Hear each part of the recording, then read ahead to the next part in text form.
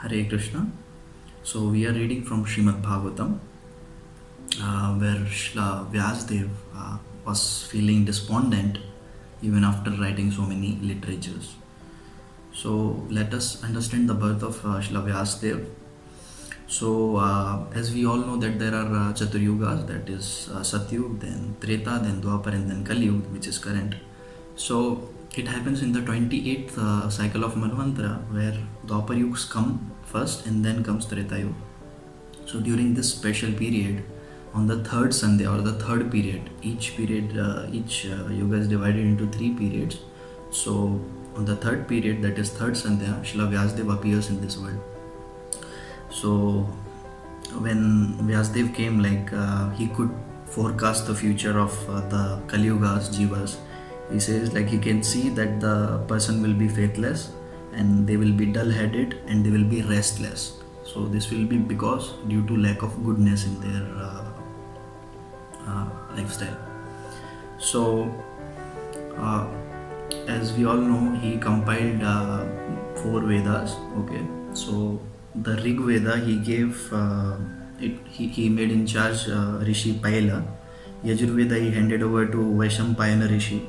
Atharvaveda to Angira Muni, and then Samveda to Jaimini Rishi. And all the remaining Puranas he handed over to father of Satu Goswami, who was Romaharshan.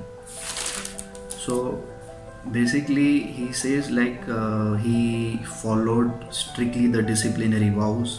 He followed unpretentiously worshipped Vedas, spiritual master and altar of sacrifice.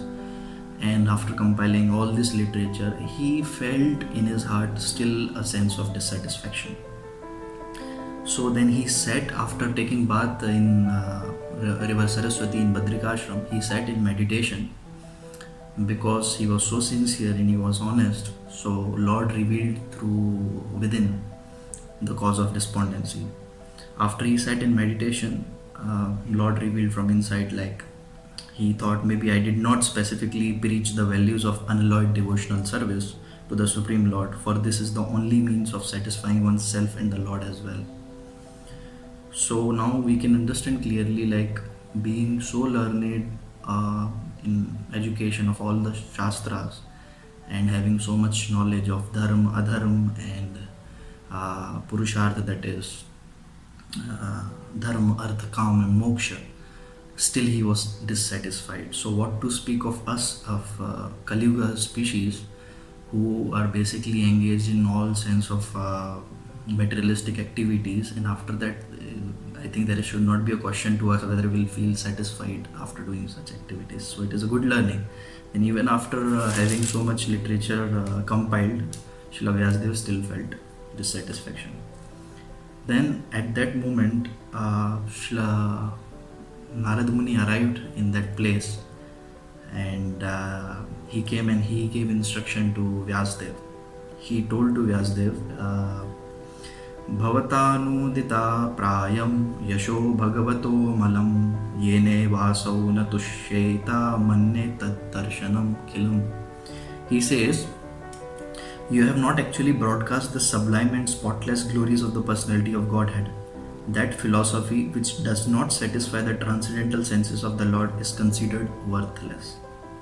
Then Narad Muni continues, have you become satisfied by encouraging others to identify the body and mind with the self?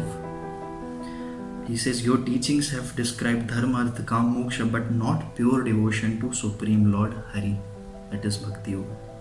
And those words that does not glorifies the Lord are like a place of pilgrimage for crows.